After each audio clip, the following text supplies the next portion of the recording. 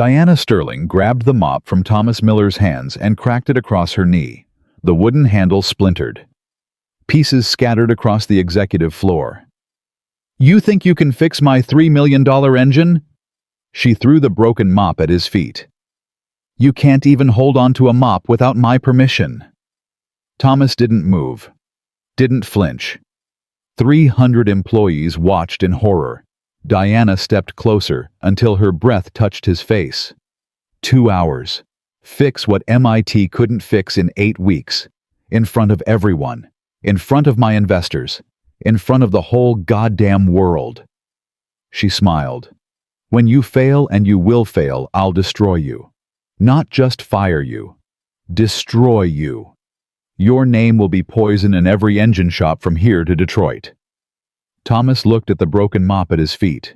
Then he looked at Diana Sterling. "Start the clock. Drop your city in the comments. I want to see how far this story travels."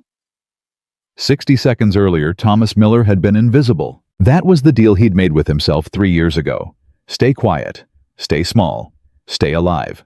Cash the paycheck. Pay the bills. Don't make waves. Invisibility was survival. He'd learned that lesson the hard way. The day he buried his wife taught him everything he needed to know about what pride costs a man with empty pockets. But Diana Sterling had just changed the rules. "I asked you a question, janitor." Diana's voice cut through the executive hallway like a razor. Thomas stopped pushing his maintenance cart. His hands tightened on the handle. "Don't respond. Don't engage. Just apologize and disappear." "I'm sorry, ma'am. I'll move to another floor." "No, stay." Diana walked toward him, her heels clicking against concrete. "I want to know why security keeps reporting that you spend extra time near my workshop, that you stop outside the door and listen." Thomas felt his chest tighten. He'd been careful. 3 years of careful, but not careful enough. "I wasn't. Don't lie to me." Diana stopped 3 feet away. "I own this building. I own every camera in this building. I've watched you, Thomas Miller, every night for the past 2 weeks, standing outside that door like some kind of creep." Marcus Webb appeared behind her. Lead engineer, Harvard MBA. The kind of man who'd never pushed a mop in his life. "Diana, maybe we should—" "Shut up, Marcus." Diana never took her eyes off Thomas. "I want to hear his excuse." Thomas swallowed. His grandfather's voice echoed in his memory. "Some battles you walk away from. Some battles walk toward you. This battle had found him." "The engine," Thomas said quietly. "I can hear what's wrong with it." Diana blinked. "What?" "The marine engine. The one your team's been working on for 8 weeks. I can hear the problem. Every night when I clean this floor, I hear it struggling, fighting itself." Silence. Then Diana laughed. Not a polite laugh, not a nervous laugh, a cruel laugh that echoed through the empty corridor and made Marcus Webb look at the floor. "You can hear it." Diana wiped her eyes.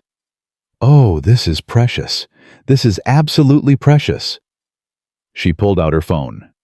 "Marcus, wake everyone up. Board members, engineers, the Japanese investors at the Ritz. Everyone. I want them here in 1 hour." "Diana, it's 11 p.m.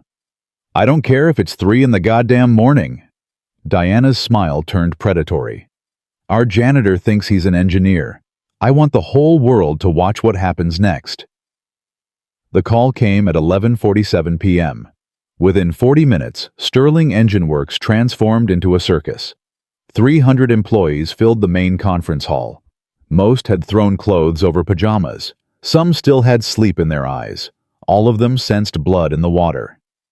The Japanese delegation arrived in black sedans. Kenji Yamamoto, 73 years old, worth $4 billion. The man whose broken engine had cost Sterling $3 million in delays sat in the front row. His face revealed nothing. Beside him sat Dr. Margaret Chen, 62 years old, former Boeing engineer, 53 patents. The woman who designed guidance systems for spacecraft and power plants for submarines. When Margaret Chen watched you work, you were either being recruited or executed. Camera crews set up in 3 corners. Marketing had already started the live stream. #Sterling Challenge trended within minutes. And Thomas Miller stood at the front of the room in his maintenance uniform, holding a mop that Diana Sterling had just shattered across her knee. "Ladies and gentlemen," Diana's voice filled the room. "I apologize for the hour, but tonight we're going to witness something special." She gestured toward Thomas like a ringmaster presenting a circus animal. "This is Thomas Miller. For 3 years he's cleaned our toilets and emptied our trash cans. Tonight, he informed me that he, a janitor with no degree, no credentials, no qualifications whatsoever, can repair the engine that our MIT and Harvard engineers couldn't fix in 8 weeks. Murmurs rippled through the crowd. Diana walked toward Thomas slowly, deliberately, a predator circling wounded prey. "So I'm giving him a chance. 2 hours, in front of all of you. In front of Mr. Yamamoto, whose patience we've tested far too long. In front of the entire world watching online." She stopped inches from Thomas's face. "Fix the engine, janitor. Fix it, and I'll make you workshop manager. 6-figure salary. Benefits. Everything you've never earned." Her voice dropped to a whisper that the microphone still caught. "But when you fail, and we both know you'll fail, I won't just fire you. I'll make sure you never work with engines again. Not here. Not anywhere. Not even changing oil at a Jiffy Lube in the middle of nowhere. Your name will be garbage. Your reputation will be garbage. You will be garbage." She snapped her fingers inches from his eyes. "So what do you say, mop man? Ready to humiliate yourself in front of 100,000 people?" Thomas looked at the broken mop at his feet. 3 years ago, he'd held a different broken thing. His wife's hand, thin as paper, cold as winter. "Tommy," Sarah had whispered, "promise me you won't give up." "I promise." "Promise me you'll remember who you are." "I will." "Promise me." She'd coughed, blood on her lips.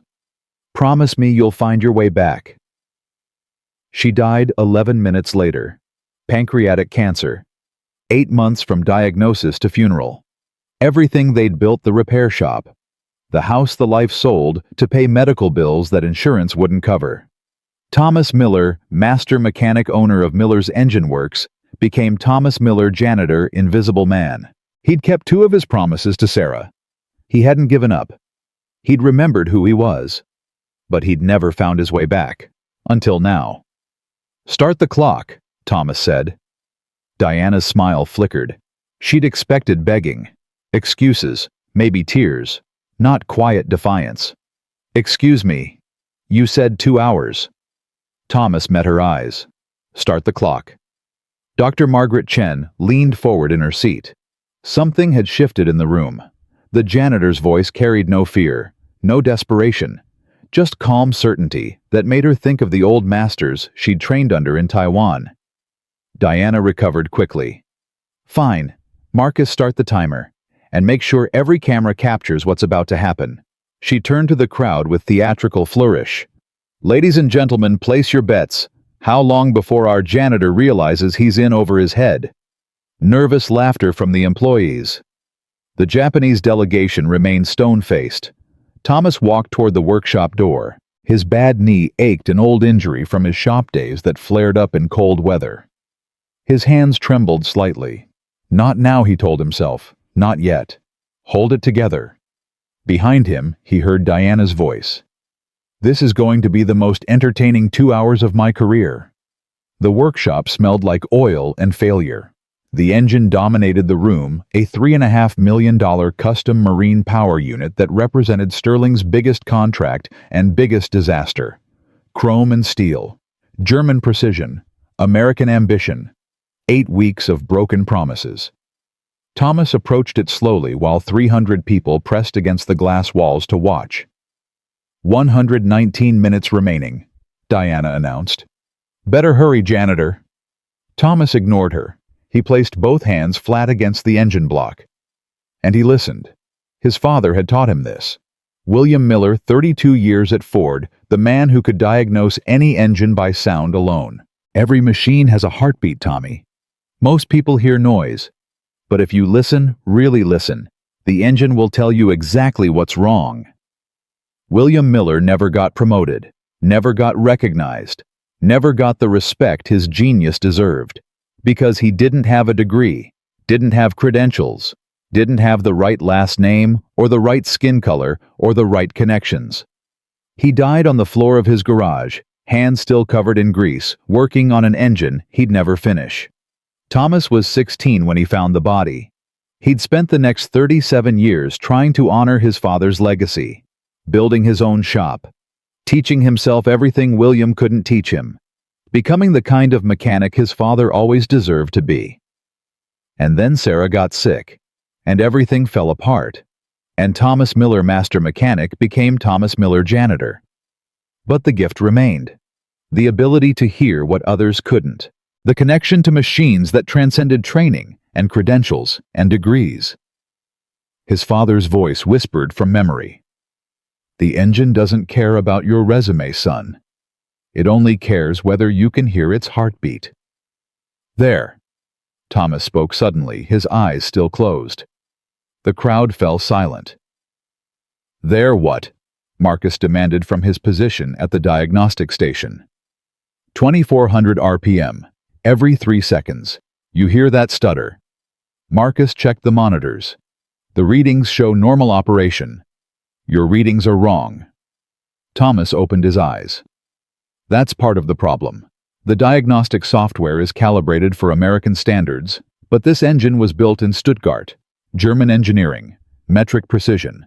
Your instruments are looking for the wrong symptoms. Diana laughed. A janitor telling MIT engineers their instruments are wrong. This is priceless. The fuel injection system. Thomas continued, ignoring her. German, calibrated to bar units. Precision to hundredths of a millimeter. But your control unit is American. It reads PSI. It expects looser tolerances. Every time the engine runs, the American brain tries to correct problems that don't exist in the German body. He pulled a worn notebook from his maintenance uniform, the same notebook he'd used to take notes during his late-night observations when everyone thought he was just mopping floors. The fuel rail pressure sensor reads 3.5 bar. Your software converts that to 50.76 psi, but rounds to 50.8. That's a 0.07% error. Insignificant by itself. But this engine has 47 interconnected systems. Each compounds the error. By the time signals reach the main computer, you've got cascading failures. Dr. Margaret Chen stood up. How long before thermal overload? Thomas looked at her. 12 minutes. Maybe 12 and a half. The accumulated errors create a feedback loop that the cooling system can't handle. The engine shuts itself down to prevent damage. That's exactly what's been happening, Marcus admitted reluctantly. 11 minutes 47 seconds, every single time. Diana's smile tightened. So you've identified the problem. Congratulations. But any idiot can point at something and say it's broken. Can you actually fix it? Thomas reached into the diagnostic kit and pulled out a small component. A pressure regulation adapter, brushed aluminum, about the size of a hockey puck. This. Diana stared at it. That's a $50 part? $58. It's a metric to imperial bridge adapter. Instead of reprogramming the entire control system or replacing German components with American ones, we add a translator. The adapter converts metric output into readings. The American software can process accurately. You're telling me, Diana said slowly, that a $58 part could have solved a problem that's cost this company $3 million. Sometimes the most elegant solutions are the simplest. Thomas began working on the engine. My father used to say complicated problems don't always need complicated answers. Sometimes you just need to help two systems understand each other. His hands moved with practiced precision. No hesitation, no second guessing. The muscle memory of 10,000 repairs, 10,000 diagnoses, 10,000 problems solved in Detroit garages and his own shop, and 100 places that had never appreciated what they were witnessing. The installation took 14 minutes. When Thomas stepped back, his hands were steady. His breathing was calm. But inside, his heart pounded like a war drum. "This is it, Sarah. This is me finding my way back." "Ready for testing," Thomas announced. The workshop fell silent. Diana checked the clock. 63 minutes remaining. "You're cutting it close, janitor." Thomas nodded to Marcus. "Start it." Marcus looked at Diana, who waved impatiently. His hand moved to the ignition. The engine roared to life. Thomas closed his eyes and listened. The stutter was gone.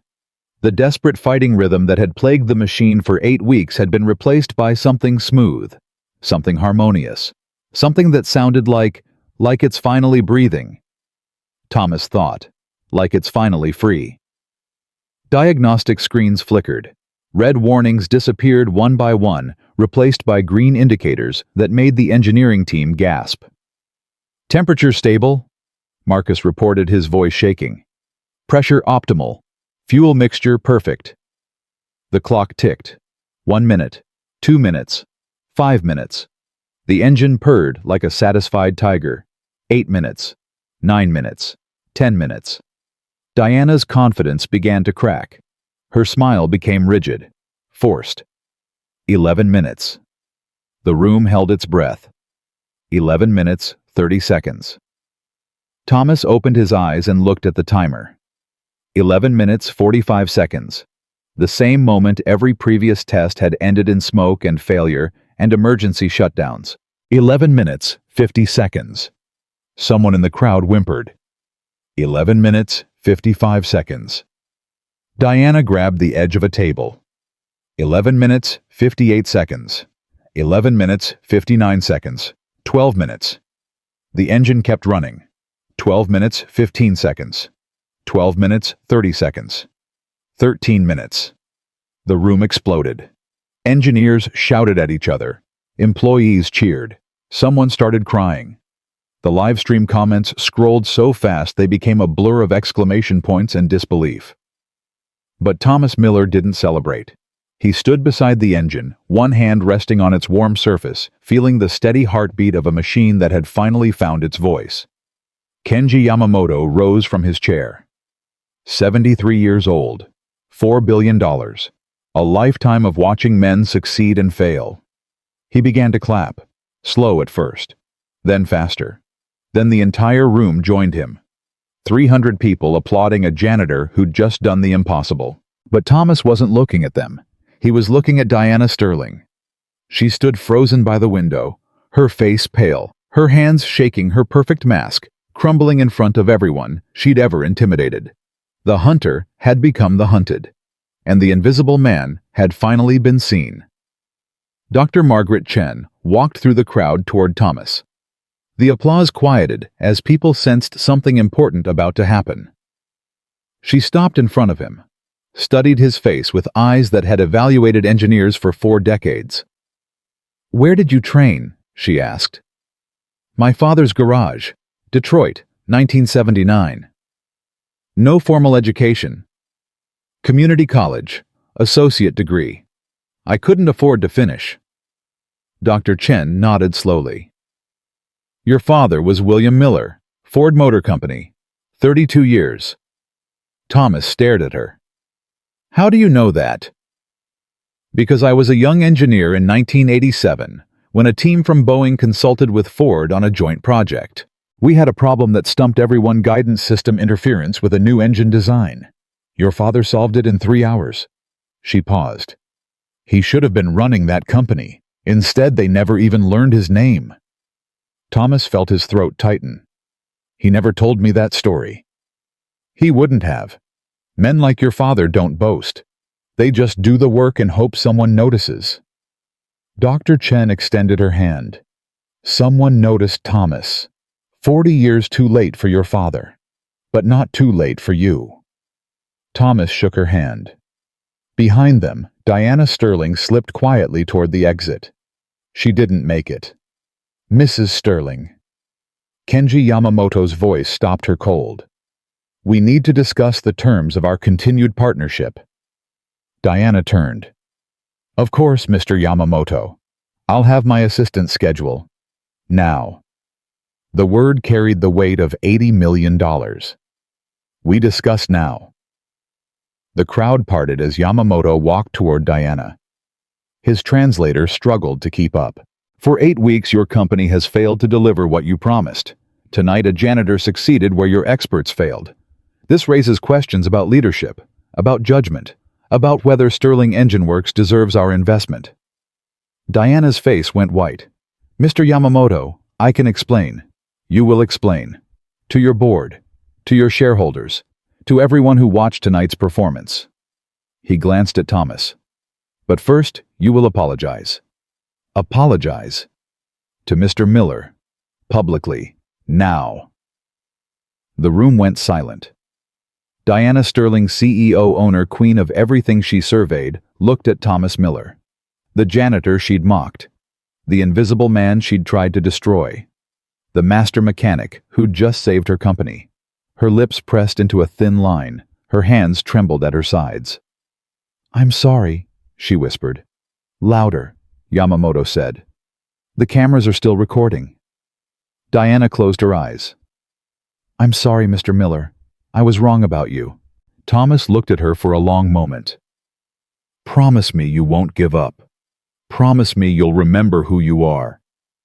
Promise me you'll find your way back. Apology accepted, Thomas said quietly. Now, let's talk about how we're going to make this engine even better. The workshop clock read 12:47 a.m., 63 minutes ahead of schedule. Thomas Miller, janitor, had just become Thomas Miller, the man who heard engines speak, and this was only the beginning.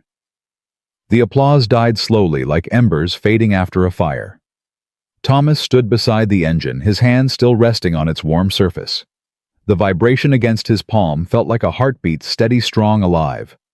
For the first time in 3 years, he didn't feel invisible, but he also didn't feel safe. Diana Sterling hadn't moved from her position near the window. Her public apology hung in the air like smoke, and Thomas could see the hatred burning behind her eyes. This wasn't over. A woman like Diana didn't lose gracefully. She didn't lose at all. She retreated. She regrouped. She destroyed. Dr. Margaret Chen touched Thomas's shoulder. You should sit down. You're shaking. Thomas looked at his hands. She was right.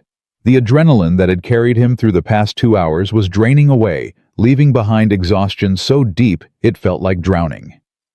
I'm fine, he said. You're not fine. You just did something impossible, under impossible pressure. Your body is in shock. Dr. Chen guided him toward a chair. Sit. Breathe. The engine isn't going anywhere. Thomas sat. Around him, the workshop buzzed with activity. Engineers crowded around diagnostic stations, verifying readings, running additional tests, documenting everything. The live stream had ended, but phones were still recording. Someone from marketing was already talking about press releases and media interviews. Kenji Yamamoto approached Thomas's chair. The old man moved slowly, deliberately, each step carrying the weight of decades in business. Mr. Miller. Thomas started to stand. Yamamoto gestured for him to remain seated. Please, you have earned the right to rest. Yamamoto pulled a chair close and sat facing Thomas. I have a question for you. Yes, sir. Tonight you risked everything. Your job, your reputation, your future. Yamamoto's eyes were sharp despite his age. Why? Thomas was quiet for a moment. The honest answer was complicated. Pride. Anger. 3 years of being invisible. The memory of his father dying unrecognized. The promise he'd made to Sarah. But what came out was simpler. Because I could hear what was wrong, Thomas said. And I couldn't keep pretending I couldn't. Yamamoto nodded slowly. In Japan, we have a concept called shokunin. It means craftsman, but more than that. It means someone who dedicates their life to mastering their craft. Someone who cannot ignore imperfection because their soul won't allow it. He leaned forward. You are shokunin, Mr. Miller. I recognized it the moment you touched that engine. The question is whether this company deserves someone like you." Before Thomas could respond, Diana's voice cut across the workshop. "Mr. Yamamoto, I've arranged a private meeting room where we can discuss the partnership terms." Her voice was controlled now, professional, all traces of humiliation carefully hidden. "I'm sure you'd prefer somewhere more comfortable than a workshop floor." Yamamoto didn't look at her. His eyes remained on Thomas. "The partnership terms have changed, Mrs. Sterling. We will discuss them tomorrow. Tonight I wish to speak more with Mr. Miller." He paused. "Alone." Diana's mask cracked for just a moment. Thomas saw rage flash across her face before she composed herself. "Of course, whatever you prefer." She turned and walked toward the exit. At the door she paused and looked back at Thomas. The look lasted only a second, but Thomas understood it perfectly. This isn't over. The door closed behind her. Yamamoto waited until her footsteps faded down the corridor. "She will try to destroy you," he said calmly. "You know this." "Yes, sir." "And yet you challenged her anyway. In front of her employees, in front of her investors, in front of the world." Yamamoto's lips curved into something that might have been a smile. "Either you are very brave or very foolish." "Probably both," Thomas admitted. Yamamoto laughed. It was a surprising sound, warm, genuine, completely at odds with his formal demeanor.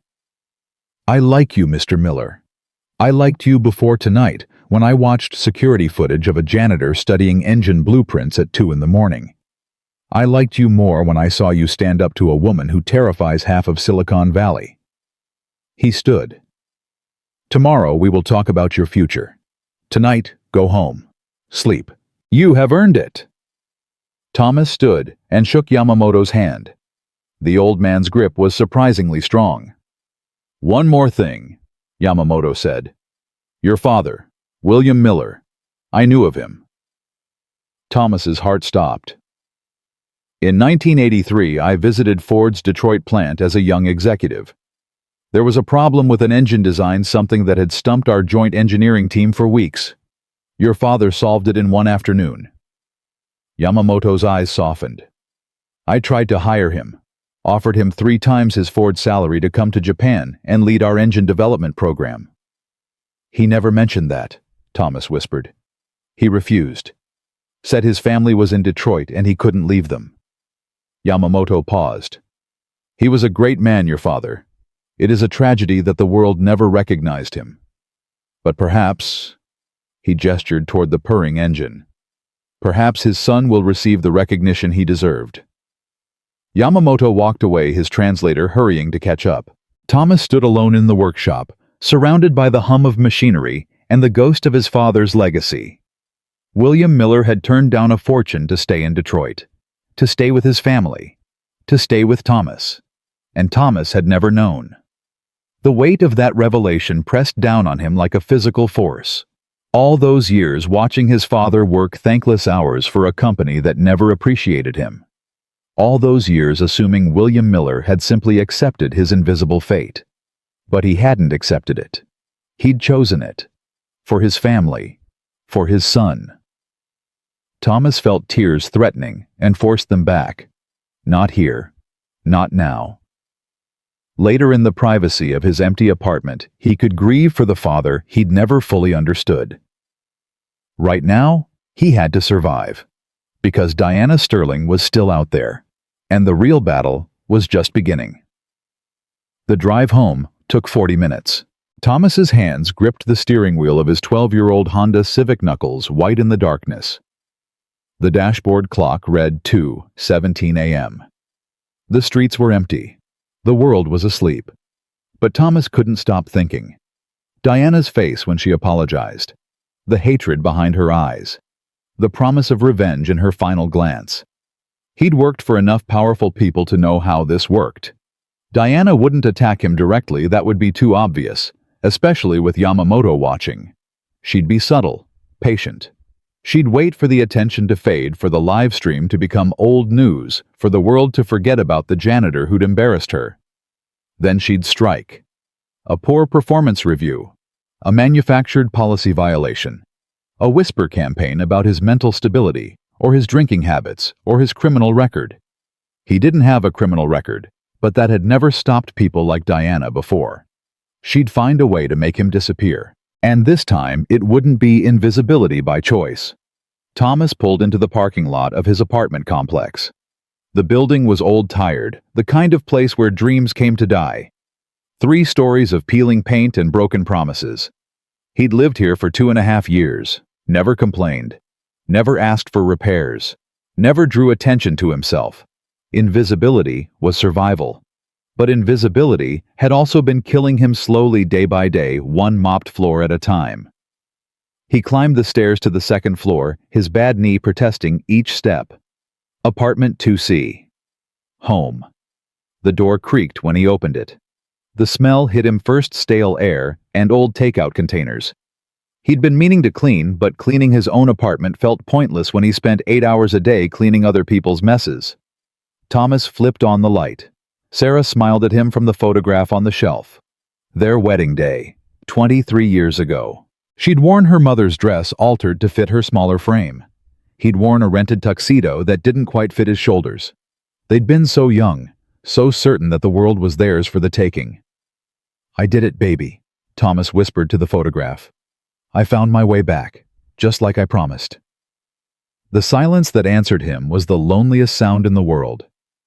He sat down on the couch, the same couch they'd bought together when they first moved in, before they could afford better, before better stopped mattering. Springs poked through the cushions. The fabric was faded and torn, but it still smelled like her somehow. Even after 2 years. Even after everything. Thomas closed his eyes, and for the first time in a very long time, he let himself remember. They'd met at a gas station. Stupid, right? The great love story of Thomas and Sarah Miller began at a Texaco on Woodward Avenue, Detroit, 1989. Thomas was 22, working the night shift while taking community college classes during the day. Sarah was 20, her car broken down in the parking lot, her face streaked with frustrated tears. "It just stopped," she'd said when Thomas approached. "I don't understand. It was running fine and then it just stopped." Thomas had popped the hood and diagnosed the problem in 30 seconds. Loose battery cable. 5-minute fix. "How did you know that so fast?" Sarah had asked, watching him work. "My father taught me. He says, every engine has a heartbeat. You just have to learn to listen." Sarah had smiled at him, then really smiled, the kind of smile that made Thomas forget how tired he was, how broke he was, how far away his dreams seemed. "That's beautiful," she'd said. Most guys would have just said it was broken. Most guys don't listen. He'd asked for her number. She'd given it to him. 3 years later, they were married. 10 years after that, Thomas opened his own shop, Miller's Engine Works.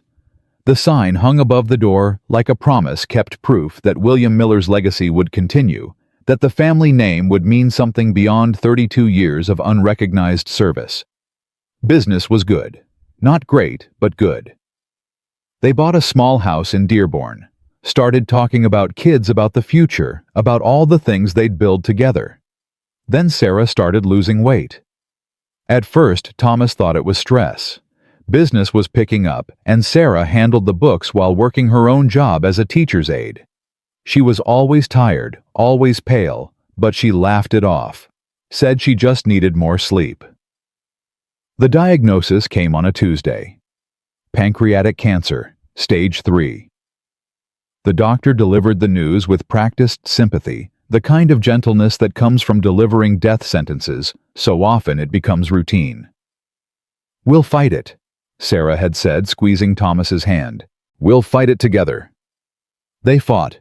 For 8 months they fought. Chemotherapy, radiation, experimental treatments that insurance wouldn't cover. Thomas sold the shop first, got half what it was worth, because the buyer knew he was desperate. Then the house. Then the cars. Then everything else, piece by piece, until all that remained was Sarah getting smaller every day and Thomas watching helplessly as the woman he loved disappeared. She died in their apartment. Not the apartment on 2nd Street, with the garden she'd loved, but a one-bedroom rental they could barely afford. Thomas held her hand as she slipped away, promising her things he wasn't sure he could deliver. Promise me you won't give up. Promise me you'll remember who you are. Promise me you'll find your way back. He'd kept the first 2 promises. Tonight, maybe he'd kept the 3rd. Thomas opened his eyes. The apartment was still empty. The photograph still smiled at him. The silence still echoed with everything he'd lost. But something had changed. For 3 years he'd been waiting to die. Not actively, he wasn't the type to harm himself, but passively going through the motions, collecting paychecks, paying bills, surviving without actually living. Tonight he'd remembered what it felt like to be alive, to use his gift, to matter. And no matter what Diana Sterling did next, she couldn't take that away from him. Thomas's phone buzzed. He looked at the screen. Unknown number, 2:43 a.m. He answered. Mr. Miller. The voice was female, professional, unfamiliar. Please hold for Diana Sterling. Thomas's stomach dropped. A click. Then Diana's voice, cold and controlled. Hello, Thomas. Mrs. Sterling. I wanted to call and congratulate you personally. Quite a performance tonight. Thank you. Don't thank me yet. Diana paused. I've been doing some research since I left the workshop. Fascinating things come up when you know where to look. Thomas said nothing. For instance, I found an interesting bankruptcy filing from 3 years ago. Miller's Engine Works. Liquidated assets totaling $173,000. Debts totaling $241,000. Diana's voice dripped with false sympathy. Medical bills mostly. Your wife wasn't it cancer? Thomas gripped the phone tighter. That's none of your business. Everything about my employees is my business, Thomas. Especially employees who humiliate me in front of investors worth $80 million. The false sympathy vanished, replaced by ice. I also found some interesting records from your time at Miller's Engine Works. Customer complaints, safety violations, a lawsuit that was settled out of court. That lawsuit was fraudulent. The customer. I don't care what it was. I care what it looks like. And it looks like Thomas Miller, genius janitor, has a history of running a problematic business into the ground. Diana let that sink in. How do you think that story will play in the media? Disgraced former mechanic tricks investors with lucky fix. I can see the headlines now. Thomas forced himself to breathe. What do you want? I want you to resign. Tomorrow morning. Before Yamamoto has a chance to make any decisions about the partnership. You'll write a letter admitting that you got lucky tonight, that you're not qualified for any engineering position, and that you're grateful for the opportunity to return to your maintenance duties. And if I refuse, Diana laughed, then I destroy you. Not just fire you, destroy you. I'll make sure every media outlet in the country knows about your failed business, your dead wife, your pathetic attempts to relive past glory. I'll sue you for unauthorized access to proprietary equipment. I'll have my lawyers drag you through court until you can't afford to eat. She paused. You think tonight was a victory, Thomas. But you forgot the most important rule of corporate America: people like me don't lose. We just choose when to stop playing. The line went dead. Thomas sat in the darkness, phone still pressed to his ear, Diana's words echoing in his mind. She was right about one thing. He had forgotten the rules. In corporate America, skill didn't matter, truth didn't matter, being right didn't matter. What mattered was power. And Diana Sterling had all of it. Thomas looked at Sarah's photograph again. Promise me you won't give up. He'd promised, but he hadn't promised to fight fair. Thomas scrolled through his phone until he found the contact he was looking for, a number he hadn't called in years, a name he'd almost forgotten. Marcus Webb had given Thomas his card 3 years ago, back when Thomas first started at Sterling. In case you ever need anything, Marcus had said in a rare moment of human decency. Thomas had never used it. Until now. The phone rang 3 times before Marcus answered, his voice thick with sleep. Hello? Marcus, it's Thomas Miller. Silence. Thomas. It's 3 a.m. I know. I need your help. Another silence. Thomas could almost hear Marcus calculating the risks, weighing his options, deciding whether to hang up and pretend this call never happened. Diana called you, Marcus said finally. Didn't she? Yes. She threatened to destroy you. Yes. Marcus sighed heavily. She does that. To anyone who challenges her. I've seen it happen a dozen times. Good engineers, smart people. She finds their weakness and exploits it until they break. Is that what happened to you? The question hung in the air. I had a gambling problem, Marcus admitted quietly. 3 years ago. Lost almost everything. Diana found out. She's been holding it over me ever since. His voice turned bitter. Why do you think I work 16-hour days and never push back on anything? She owns me, Thomas. The same way she'll own you if you let her. Thomas processed this information. Marcus Webb, Harvard graduate lead engineer at one of Silicon Valley's most promising companies, was just another prisoner in Diana Sterling's empire. There has to be something, Thomas said. Something she's hiding, something that could... You don't understand. Marcus cut him off. Diana doesn't just cover her tracks, she buries them. Legally, ethically, financially, she's untouchable. The board is terrified of her. The investors love her results. The media portrays her as a visionary. But tonight was a crack in the armor, a small one. By tomorrow, she'll have spun it into a different story. She'll take credit for fostering unconventional talent. She'll position your success as proof of her innovative management style. And anyone who questions her will be reminded that the company's stock went up 15% after your little demonstration. Thomas felt the hope draining out of him. So that's it. I just accept whatever she does to me. Marcus was quiet for a long moment. There might be one thing, he said slowly, but it's dangerous, and I can't promise it'll work. Tell me. The engine you fixed tonight. It's not the only project Sterling has been hiding problems with. There are others. Defense contracts, government projects, things that would be very embarrassing if they came to light. Marcus paused. Diana's been cooking the books, inflating success rates, hiding failures. The board doesn't know. The investors don't know. But if someone were to find proof... Where would I find proof? Her private server, in her office. She keeps everything there. Emails, financial records, project reports. The real ones, not the sanitized versions she shows the board. Marcus's voice dropped. But Thomas, if you get caught accessing that server, she won't just fire you. She'll press charges. Industrial espionage, corporate theft. You could go to prison. Thomas looked at Sarah's photograph one more time. Promise me you'll find your way back. He'd found his way back. Now he had to fight to stay there. How do I access the server? Marcus hesitated. Then he told him. Thomas didn't sleep that night. He sat in his apartment, planning, calculating, preparing for a battle he wasn't sure he could win. By the time the sun rose over Detroit, he'd made his decision. Diana Sterling thought she was the predator. She was about to learn what it felt like to be prey.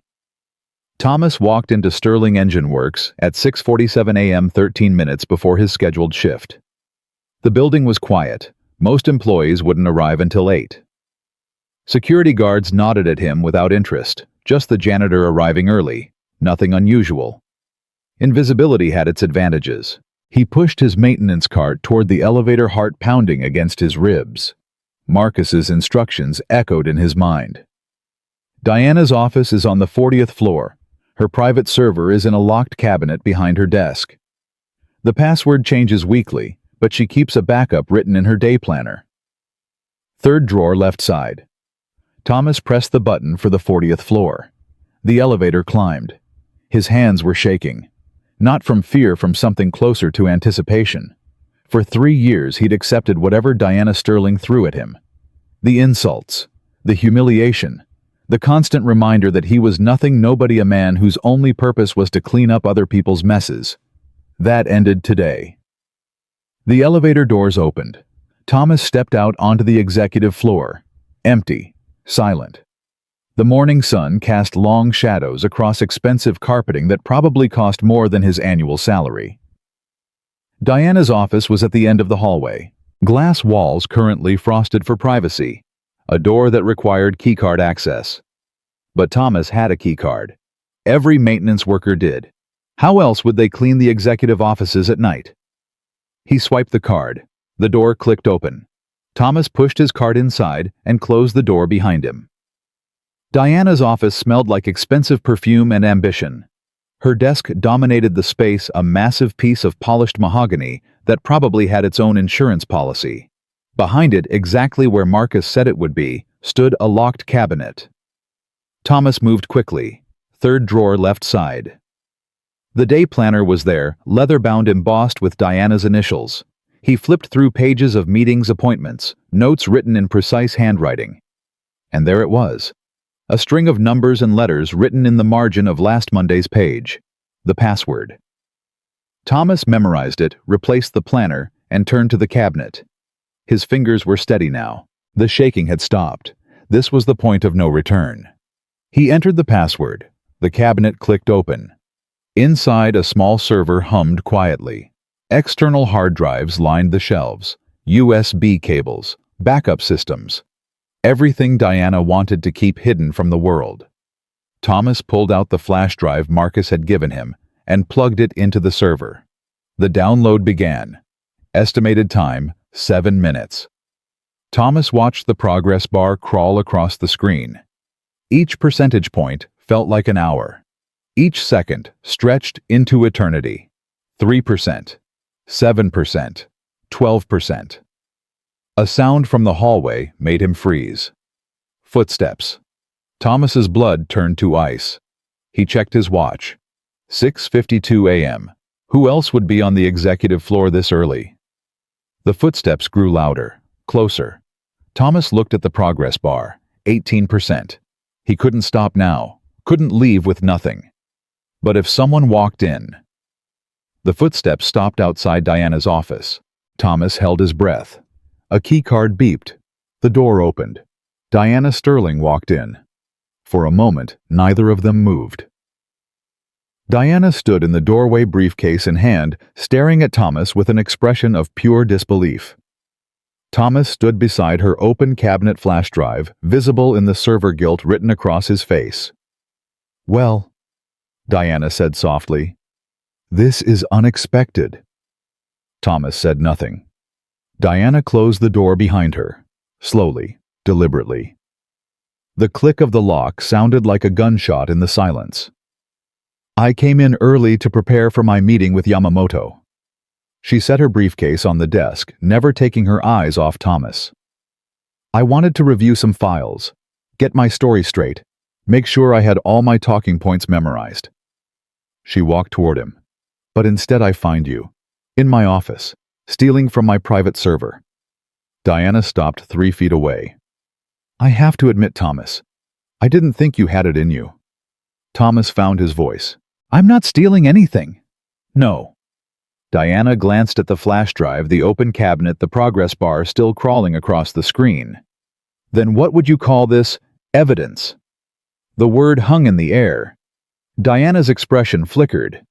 Surprise, then amusement. "Evidence of what exactly?" "You know what." Thomas stood his ground. "The falsified reports, the hidden failures, the defense contracts you've been lying about for years." He paused. "Marcus told me everything." Diana laughed. It wasn't the cruel laugh from last night. This was something different, genuine amusement, as if Thomas had just told the funniest joke she'd ever heard. "Marcus Webb told you about my private files." She shook her head. "Oh, Thomas. Sweet, stupid Thomas. Marcus Webb works for me. He's worked for me for 3 years, ever since I discovered his gambling debts, and offered to make them disappear in exchange for his absolute loyalty." Thomas felt the ground shift beneath him. "You don't think I know everything that happens in my own company?" Diana continued. "Marcus called me the moment you hung up, told me everything, the whole plan." She smiled. I've been waiting for you since 5 this morning. The progress bar hit 37%. Thomas stared at it, then at Diana. You set me up. I gave you rope, Diana corrected. You chose to hang yourself. She pulled out her phone. Security is already on the way. You'll be arrested for corporate espionage, industrial theft, unauthorized access to proprietary systems. My lawyers will make sure you spend the next 10 years in prison. She began dialing. Unless, she added, you'd like to discuss alternatives. Thomas watched her finger hover over the call button. What kind of alternatives? Diana lowered the phone slightly. I'm not unreasonable, Thomas. Despite what you might think. I'm a businesswoman. I understand negotiation, give and take. What do you want? What I wanted last night. Your resignation. A public statement admitting you got lucky that you're not qualified for anything beyond janitorial work, that Sterling Engine Works gave you an opportunity you didn't deserve. Diana shrugged. Do that and I'll let you walk away. No charges. No prison. Just disappearance. The way you've been disappearing for 3 years. The progress bar hit 44%. Thomas looked at Diana Sterling, at her perfect hair and expensive suit and absolute certainty that she'd won. She'd been playing this game her whole life. She knew every move, every countermove, every way to crush someone like him beneath her designer heels. But she didn't know everything. There's something you should understand about me, Mrs. Sterling. Diana raised an eyebrow. Enlighten me. 3 years ago, I held my wife's hand while she died. 8 months of watching her waste away. 8 months of selling everything I'd built just to buy her a few more weeks. Thomas's voice was steady, but there was steel underneath. After she was gone, I didn't care about anything. Not my reputation, not my future, not my life. He took a step toward her. You think you can threaten me with prison, with humiliation, with destruction? Thomas shook his head. Lady, I've already lost everything that mattered. There's nothing you can do to me that's worse than what I've already survived. Diana's smile faltered. So here's what's going to happen, Thomas continued. You're going to call security and have me arrested, and I'm going to tell them exactly what's on that server. Every falsified report, every hidden failure, every lie you've told to investors and government agencies and your own board of directors. He pulled out his phone. And while you're explaining to the police why your janitor was in your office, I'll be explaining to Kenji Yamamoto why his $80 million investment is about to become front-page news. Diana's face went pale. You're bluffing. Am I? Thomas showed her his phone screen. A text conversation with Kenji Yamamoto's assistant, arranging a meeting for 7:30 a.m. Mr. Yamamoto was very interested when I told him I had concerns about the company's financial integrity. He's waiting for me right now, downstairs, in the lobby. The progress bar hit 61%. Diana stared at the phone, at Thomas, at the server still downloading her secrets. You're insane, she whispered. You're throwing away your life for nothing. No. Thomas met her eyes. I'm throwing away nothing for something. For the first time in 3 years, I'm fighting back. And win or lose, that's worth everything I've got left. Silence filled the office. Diana's phone trembled in her hand. Thomas could see her mind racing, calculating options, searching for an escape route. There has to be a deal, she said finally. Something you want, something I can give you. There's nothing you can give me that I want. Money. Position. I'll make you head of the entire engineering division. 7 figures, stock options, everything you've ever dreamed of. Thomas laughed bitterly. You still don't understand, do you? This was never about money. It was never about position. It was about being seen, being respected, being treated like a human being instead of furniture. He gestured around her office. You have all this, the power, the wealth, the empire, but you still needed to destroy people like me to feel important. You still needed to break that mop over your knee and snap your fingers in my face and make sure everyone knew I was less than nothing. The progress bar hit 78%. That's who you are, Diana. Not a businesswoman, not a visionary, just a bully with a bigger budget. Diana's composure finally cracked. You think you're better than me? Her voice rose. You think you can judge me? I built this company from nothing. I fought every day against men who told me I couldn't, shouldn't, wouldn't. I clawed my way to the top while people like you were content to push mops and complain about how unfair life is.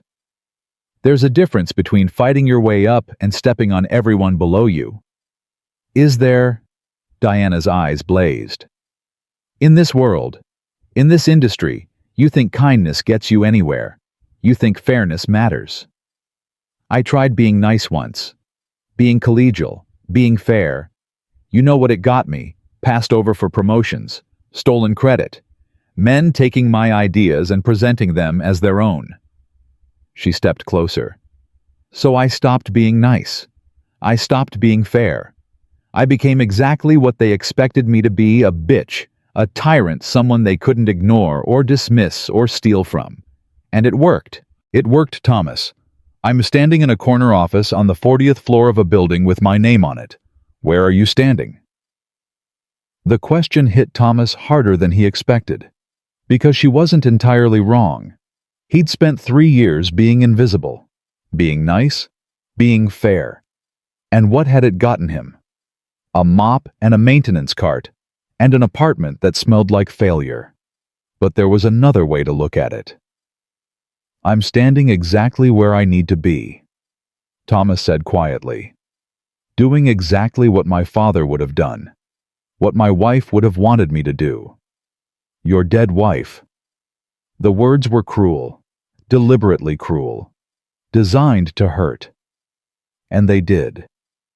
But Thomas didn't flinch. Yes, my dead wife, who taught me that some things matter more than winning. More than power, more than whatever it is you've been chasing your whole life. He paused. She told me once that the measure of a person isn't how far they climb. It's how they treat the people who can do nothing for them. The progress bar hit 92%. By that measure, Diana, you've already lost, no matter what happens next. Diana opened her mouth to respond. The door burst open. Security guards rushed in, followed by a man Thomas didn't recognize. Middle-aged, expensive suit, the look of someone who'd spent his career in boardrooms and courtrooms. Mrs. Sterling. The man pushed past the guards.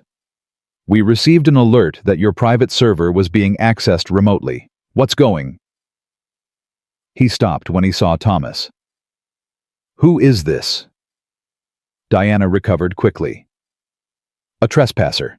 He broke into my office and was attempting to steal proprietary data. I want him arrested immediately. The guards moved toward Thomas. Wait! The voice came from behind them. Everyone turned. Kenji Yamamoto stood in the doorway. Behind him, Dr. Margaret Chen. Behind her, a man in a suit who Thomas recognized from the live stream, Sterling's chief legal counsel. Mr. Yamamoto. Diana's voice tightened. This is a security matter. It doesn't concern... Everything concerning Sterling Engine Works concerns me. Yamamoto walked into the office slowly. I have $80 million invested in this company. That gives me certain rights, including the right to know why your janitor is being arrested for accessing your private server. He looked at Thomas. Mr. Miller, would you like to explain? Thomas met Yamamoto's eyes. This was it. The moment everything hinged on. Mrs. Sterling has been falsifying reports, Thomas said. Defense contracts showing inflated success rates, government projects with hidden failures, financial records that don't match what she's been telling investors. Diana laughed sharply. This is ridiculous. He has no proof. He's a disgruntled employee making wild accusations. The proof is on that server. Thomas pointed. I was downloading it when she walked in. Everyone looked at the progress bar. 96%. 97%. 98%. 99%. 100%. Download complete. The room fell silent. Yamamoto nodded to Dr. Chen, who moved toward the server. "Don't touch that." Diana stepped forward. "That's private property. You have no right." "I have every right." Yamamoto's voice was calm, but carried absolute authority. Section 14.3 of our investment agreement grants me access to any and all financial records upon reasonable suspicion of material misrepresentation. He paused. "Consider this reasonable suspicion." Dr. Chen pulled the flash drive from the server and plugged it into her laptop. Diana's face went from pale to ashen. "This is illegal. This is due diligence." Yamamoto gestured to the legal counsel. "Mr. Patterson, please ensure everything is documented properly. I want a full chain of custody for any evidence recovered." The lawyer nodded and began making notes. Dr. Chen scrolled through files on her laptop. Her expression shifted from curiosity to concern to something approaching horror. "Kenji." She looked up. "You need to see this." Yamamoto moved to her side. For several minutes, the only sound was clicking and scrolling as they reviewed the files. Thomas watched Diana's face carefully. The confidence had drained away, completely replaced by something he'd never expected to see. Fear. "The Nakamura contract," Dr. Chen said. "Reported success rate of 94%. Actual success rate." She checked the file. 61%. 33 percentage points of falsified data. "The government defense project," Yamamoto added quietly. 3 complete failures that were never reported to oversight agencies. Safety violations that should have triggered immediate shutdown. He turned to Diana. "Is this accurate?" Diana said nothing.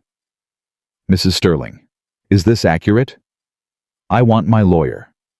Yamamoto nodded slowly. "I think that would be wise." He turned to the security guards. "Please escort Mrs. Sterling to a conference room. She is not to leave the building until our legal team has completed a full review of these documents." The guards hesitated, looking at Diana for guidance. "Now," Yamamoto said.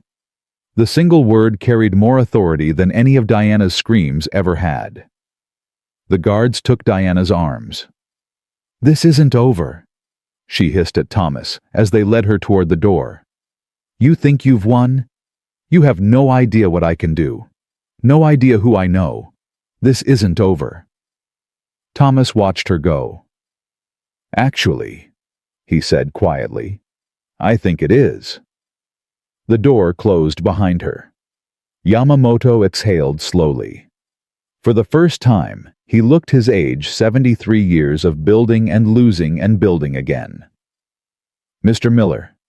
He turned to Thomas. "I owe you an apology." Thomas blinked. "An apology for what?" "For not seeing what was in front of me. I've been investing in companies for 50 years. I pride myself on reading people, understanding character, knowing who to trust." Yamamoto shook his head. "I trusted Diana Sterling. I believed her reports. I ignored warning signs because the numbers looked good." He extended his hand. "You saw what I missed. A janitor with a community college degree saw what a billionaire with 50 years of experience missed. That takes courage and integrity." Thomas shook his hand. "I was just trying to survive." "No." Yamamoto's grip tightened. "You were trying to do what was right. That's different. And much harder." He released Thomas's hand and turned to Dr. Chen. "Margaret, what's your assessment?" Dr. Chen closed her laptop. "The falsified data extends across at least 7 major contracts. Conservative estimate of financial exposure, $300 million in potential lawsuits, regulatory fines, and contract cancellations." She paused. "But the engineering work itself, the actual designs and innovations, those are sound. With proper management, this company could still be salvageable." Yamamoto nodded. "Then we'll need new management." He looked at Thomas. I don't suppose you'd be interested in a job. Thomas stared at him. I'm a janitor. You were a janitor. Last night you became the man who saved my $80 million investment. This morning you became the man who exposed corporate fraud that could have destroyed my reputation. Yamamoto smiled slightly. I think we can find something more appropriate than pushing a mop. Thomas felt the world tilting beneath him. 12 hours ago he'd been invisible. Now he was being offered a job by a billionaire. I don't know what to say. Say yes. Dr. Chen spoke up. Kenji is offering you a chance to use your gift, to work with engines, with technology, with people who will actually listen to what you have to say. She paused. Don't let pride or fear or whatever else is running through your head right now stop you from accepting. Thomas thought about Sarah. Promise me you'll find your way back. He'd found his way back. Now it was time to keep walking forward. Yes, Thomas said. I'll take the job. Yamamoto nodded with satisfaction. Good. We have much to discuss. But first I believe you deserve some rest. You've been awake for... He checked his watch. 27 hours by my count. Go home, Mr. Miller. Sleep. When you wake up, your life will be different. Thomas looked around Diana's office one last time. The locked cabinet. The private server. The mahogany desk that had witnessed so many acts of cruelty and ambition. None of it belonged to Diana anymore. And none of it mattered to Thomas. What mattered was simpler. He'd kept his promises. All three of them. Thomas walked out of the office past security guards who no longer saw him as invisible, past employees who stared with a mixture of awe and confusion past the elevator where this had all started. He stepped out into the morning sun. And for the first time in 3 years, Thomas Miller smiled. Thomas slept for 14 hours. When he finally opened his eyes, the apartment was dark. His phone showed 17 missed calls, 43 text messages, and a notification that his name was trending on social media. He ignored all of it. Instead, he lay in bed and stared at the ceiling, letting the reality of the past 2 days settle into his bones. Everything had changed. Everything was different. And yet somehow, he was still the same man who'd pushed a maintenance cart through Sterling's hallways, invisible and ignored. The difference was that now the world could see him. His phone buzzed again. This time he looked at the screen. Dr. Margaret Chen. Thomas answered. I was beginning to think you'd died, Dr. Chen said without preamble. Yamamoto has been asking about you every hour. I was sleeping. For 14 hours. It's been a long couple of days. Dr. Chen laughed. It was a warm sound, surprisingly so, from someone with her reputation. I suppose it has. Well, when you're ready to rejoin the land of the living, we need you at the office. There are decisions to be made, and Yamamoto insists you be part of them. Thomas sat up slowly. His body ached in ways he hadn't expected. The adrenaline had carried him through the crisis, but now the bill was coming due. What kind of decisions? The kind that determine whether Sterling Engine Works survives or collapses. Dr. Chen paused. Diana's arrest made national news. The stock dropped 42% in after-hours trading. We have 72 hours to announce a restructuring plan, or the board will begin liquidation proceedings. Thomas rubbed his eyes. And you need me for this because Yamamoto trusts you. Because the employees trust you, you'd be amazed how quickly word spreads when a janitor takes down a CEO. And because, frankly, you're the only person in that building who understands those engines well enough to salvage the contracts we haven't already lost. Thomas was quiet for a moment. I'm not a businessman, Dr. Chen. I fix engines. I don't know anything about restructuring plans or stock prices or board meetings. You don't need to know about those things. You need to know about engines. Let Yamamoto and me handle the business. Your job is to convince our clients that Sterling can still deliver what we promised. She paused. Starting with the Nakamura contract, They're threatening to pull out entirely. If they do, 6 other clients will follow. The company dies. Thomas looked at Sarah's photograph on his shelf. Promise me you'll find your way back. He'd found his way back. Now he had to stay there. Give me an hour, Thomas said. I'll be there. Sterling Engine Works felt different when Thomas walked through the doors. The security guards who'd ignored him for 3 years now straightened as he passed. Employees he'd never spoken to stopped and stared. A few nodded respectfully. Others whispered to each other, their eyes following him across the lobby. Thomas kept walking. The elevator ride to the 40th floor felt longer than it should have. When the doors opened, Dr. Chen was waiting. Good. You're here. She handed him a tablet displaying financial projections, contract summaries, and a timeline that looked impossible. The Nakamura representatives arrived 30 minutes ago. They're in conference room A with Yamamoto. They're not happy. Thomas scanned the documents as they walked. What do they want? Assurance that Diana's fraud didn't compromise their engine designs. Proof that the quality issues were limited to reporting, not actual engineering. And someone they can trust to oversee completion of their contract. Someone they can trust. Yes. Dr. Chen stopped outside the conference room doors. That's you, Thomas. He looked at her. I've never run a project this size. I've never managed a team. You've never done a lot of things. Dr. Chen cut him off. But you diagnosed an engine problem that stumped MIT graduates. You exposed a corporate fraud that fooled billionaire investors. And you did it all while everyone around you assumed you were worthless. She paused. I think you can handle a contract negotiation. Thomas took a breath, then another. Okay, he said. Let's do this. Dr. Chen opened the doors. The conference room was tense. Kenji Yamamoto sat at the head of the table, his expression carefully neutral.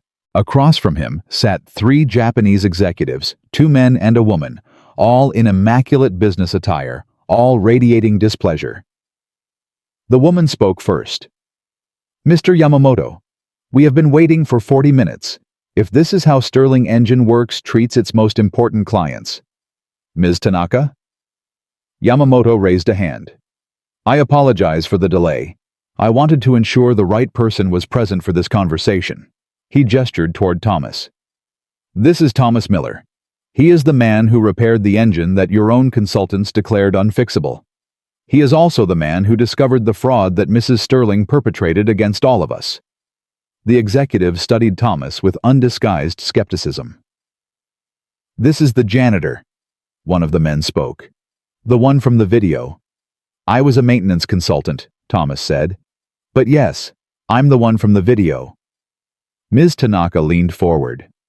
Mr. Miller, I watched that video 7 times. I was impressed by your technical knowledge. But technical knowledge is not the same as leadership. Our contract is worth $200 million. Why should we trust it to someone who until 2 days ago was emptying trash cans? The question was blunt, almost insulting. Thomas appreciated the honesty. You're right, he said. I don't have experience running projects this size. I don't have an MBA or a corner office or any of the things that usually make people trust someone in business. He paused. But I know engines. I've known them my whole life. My father spent 32 years at Ford, and he taught me that machines don't care about credentials. They care about understanding, about listening, about finding what's wrong and fixing it the right way, not the fast way. Thomas looked at each of the executives in turn. Diana Sterling built her career on appearances, on numbers that looked good on paper, on telling people what they wanted to hear instead of what was true. That's why your contract was in trouble, because she was more interested in impressing you than in actually delivering what she promised. He leaned forward. I'm not going to impress you. I'm not going to tell you what you want to hear. I'm going to tell you the truth. Your engine design has flaws. Real flaws, not the ones Diana was hiding. The harmonic frequency calibration is off by 3%. The fuel injection timing needs to be recalibrated for optimal performance, and the cooling system is undersized for the load requirements you specified. The executives exchanged glances. You're telling us our design is flawed? Ms. Tanaka's voice was sharp. I'm telling you the truth, which is more than Diana ever did. Thomas pulled out his worn notebook. I've been studying your specifications since I started at Sterling. Late nights when everyone else was gone. I have detailed notes on every issue I found and every solution I've designed to fix them. He slid the notebook across the table. That's 3 years of work. Not for money, not for recognition. Just because I couldn't stop myself from trying to make things better. Ms. Tanaka picked up the notebook. She flipped through pages of calculations, diagrams, technical notes written in cramped handwriting. You did this on your own time? Yes. While working as a janitor? Yes. Why? Thomas thought about the question. The honest answer was complicated. Pride, stubbornness, the need to prove he was still the engineer he'd always been. But there was a simpler truth underneath all of that. Because engines are what I know, he said quietly. And when I see something that's broken, I can't just walk away. The room was silent. Ms. Tanaka continued reading. After several minutes, she looked up at her colleagues and spoke rapidly in Japanese. The discussion went back and forth, animated but not hostile. Finally, she turned back to Thomas. Mr. Miller, your analysis appears sound. Several of the issues you've identified align with concerns our own engineers have raised, concerns that Mrs. Sterling dismissed. Diana dismissed a lot of things. Indeed. Ms. Tanaka closed the notebook.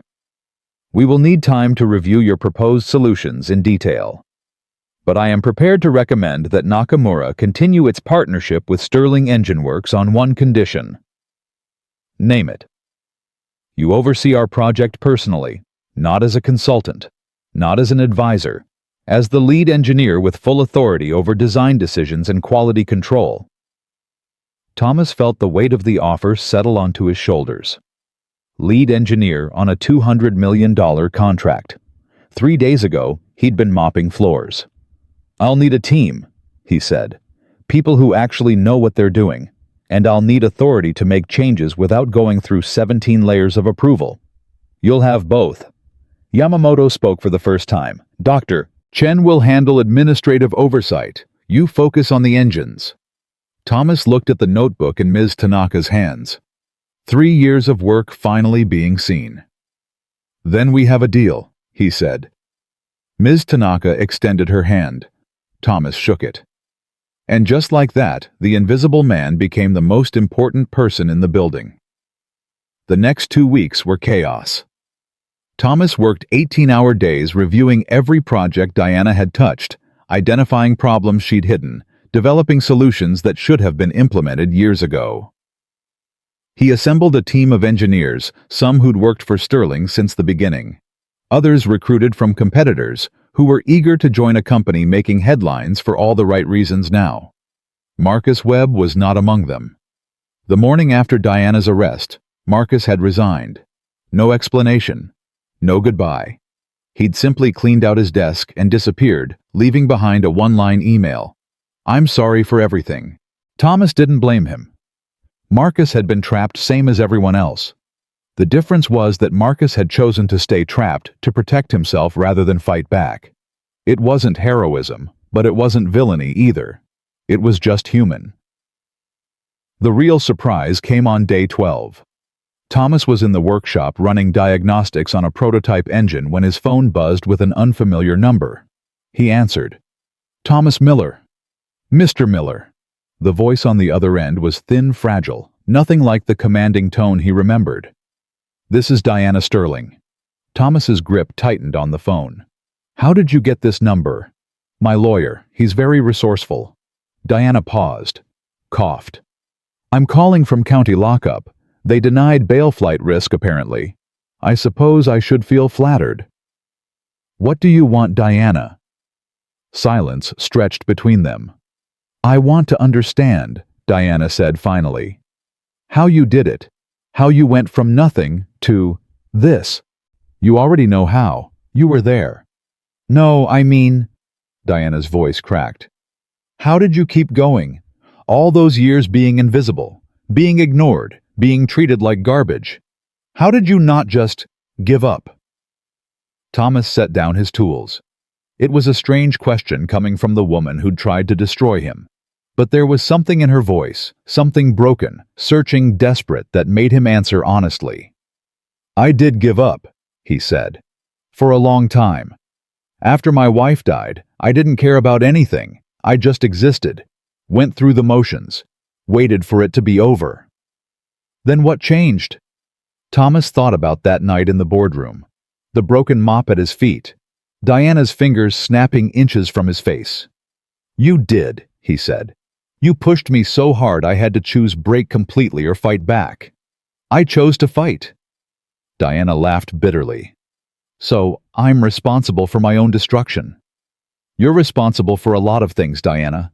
The choices you made, the people you hurt, the lies you told. Thomas paused. But you're not responsible for who I am. That was my father, my wife, everyone who taught me that some things matter more than winning. Like what? Like integrity. Like treating people with respect. Like doing the right thing even when nobody's watching. Diana was quiet for a long moment. I never learned those lessons, she said finally. My father taught me that the world was a war, and the only way to survive was to be the most ruthless person in the room. He said kindness was weakness. Fairness was stupidity. Trust was a trap. Your father sounds like a terrible person. He was. Diana's voice hardened briefly, then softened. But he was also right, about how the world works, about what it takes to succeed. Was he? Thomas shook his head, even though she couldn't see it. You followed his rules your whole life. You were ruthless and cold and trusted no one. And where did it get you? Sitting in a cell calling the janitor you tried to destroy, asking him how he beat you. Silence. I didn't call to ask how you beat me. Diana said quietly. I called to say thank you. Thomas nearly dropped the phone. Thank you for what? For stopping me. Diana's voice trembled. I was destroying myself. Had been for years. The lies kept getting bigger. The fraud kept getting worse. Every day I woke up terrified that it would all collapse, and every night I convinced myself that one more deception would fix everything. She took a shaky breath. If you hadn't stopped me, I would have kept going until there was nothing left. No company, no reputation, no soul. You saved me from that. In the worst possible way, but still. Thomas didn't know what to say. He'd spent days preparing for Diana's counterattack legal maneuvers, media manipulation, some desperate play to save herself at his expense. He hadn't prepared for this, for honesty, for vulnerability, for a broken woman finally seeing herself clearly. What are you going to do now? He asked. Go to prison most likely. My lawyers say 3 to 5 years if I cooperate, more if I fight. Diana paused. I'm going to cooperate, testify against everyone who helped me, try to make whatever amends I can. That's unexpected. I know. Diana laughed again, but there was no humor in it. Turns out hitting rock bottom has a way of clarifying things. All those years I spent climbing, fighting, destroying, I never stopped to ask what I was climbing toward. Now I know. What? Nothing. I was climbing toward nothing. An empty office. An empty title. An empty life. Her voice cracked. I'm 54 years old, Thomas. I have no family. No real friends. No one who will visit me in prison except lawyers billing by the hour. I built an empire, and I'm going to die alone in it. Thomas felt something shift in his chest. Not sympathy exactly. Diana had caused too much harm for that. But something close to it. Understanding maybe. Recognition. It's not too late, he said. What do you mean? I mean, prison isn't forever. 3 to 5 years you'll be out by 60.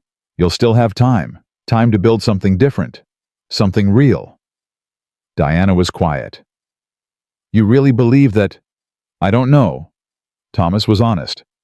But I believe it's worth trying. My wife taught me that. No matter how bad things get, there's always a chance to start over. As long as you're breathing, you can change. He heard Diana exhale slowly. Your wife sounds like she was a remarkable woman. She was. I'm sorry you lost her. The words hit Thomas harder than he expected. Coming from Diana of all people, the woman who'd mocked his grief, used it against him, tried to turn it into a weapon. Thank you, he managed. I have to go. The guard is signaling. Diana paused. Thomas. Yes. Take care of my company. Not for me, I don't deserve that, but for the people who work there, the engineers, the technicians, even the janitors. They didn't do anything wrong.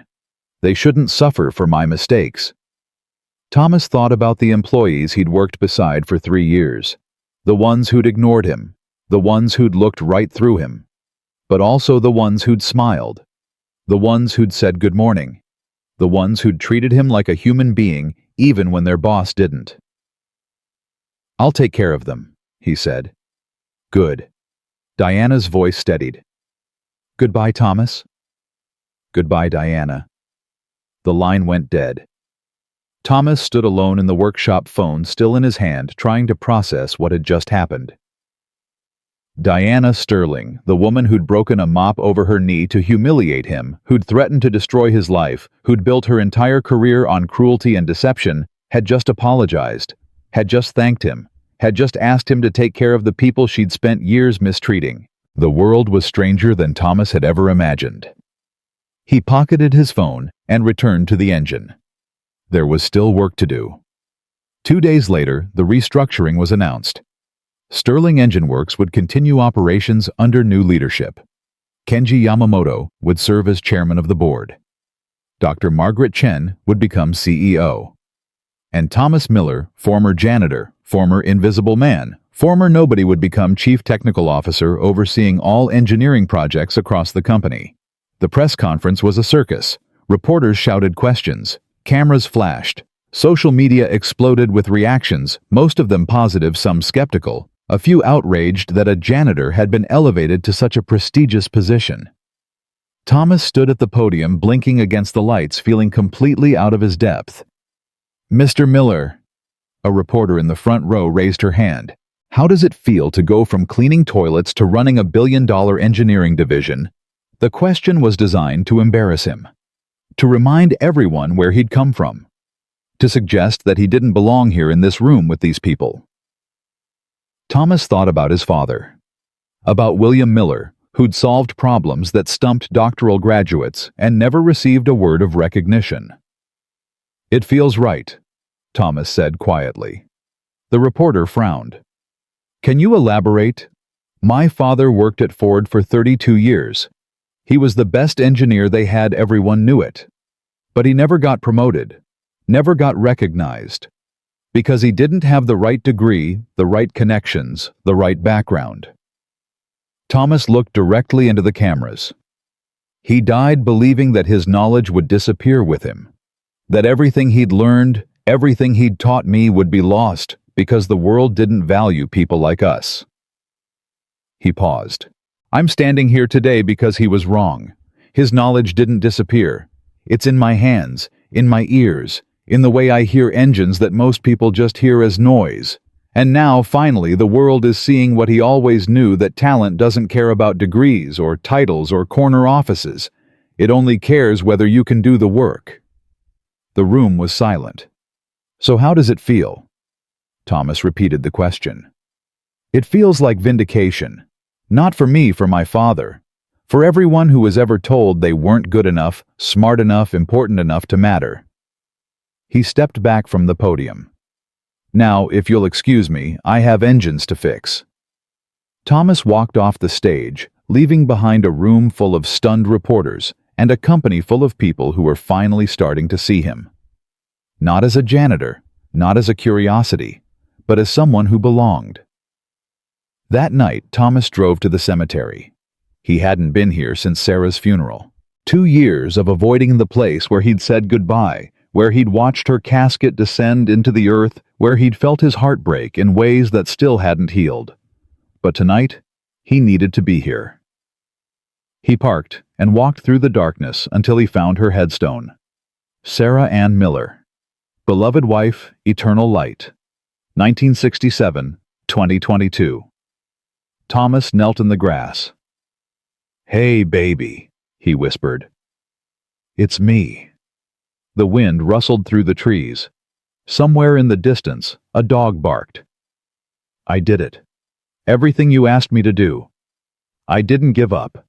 I remembered who I was, and I found my way back." He touched the cold stone. "I wish you were here to see it. I wish you could meet Dr. Chen. You'd like her. She reminds me of you. Tough, smart, no tolerance for nonsense." He smiled through tears he didn't bother to hide. "I wish you could see the workshop, the team, the way people look at me now. Not through me, at me." Thomas sat back on his heels. "I'm going to be okay, Sarah. For the first time since you left, I really believe that. Not because of the job or the title or any of that, because I finally feel like myself again. The person you married, the person you believed in." He wiped his eyes. "I love you. I'll always love you. And I'll keep making you proud, every single day." Thomas stood slowly. The headstone gleamed in the moonlight. He touched it one more time. Then he walked back to his car and drove toward his new life. 1 year later, Thomas Miller stood in the center of Sterling Engine Works' new Advanced Diagnostic Center and watched his team bring an engine to life. The machine hummed with the smooth rhythm of perfect synchronization. Diagnostic screens glowed green across every parameter. The sound that filled the workshop was music, the kind of music only people like Thomas could truly hear.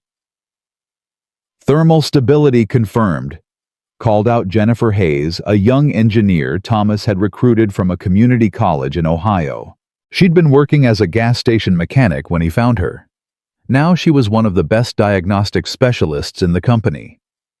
"Harmonic frequency locked at optimal. 0 deviation across all systems." Thomas nodded. "Fuel injection timing.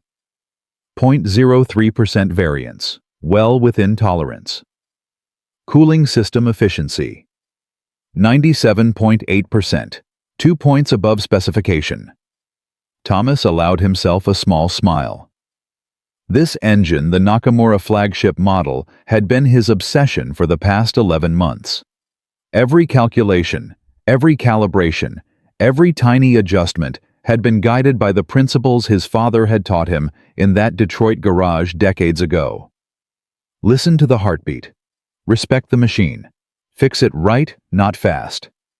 "Shut it down," Thomas said. "We're ready for delivery." The engine settled into silence. Jennifer and the rest of the team erupted in cheers, high fives, the relieved celebration of people who'd worked impossible hours to achieve something extraordinary. Thomas stepped back and watched them. 1 year ago, most of these people hadn't existed in his world.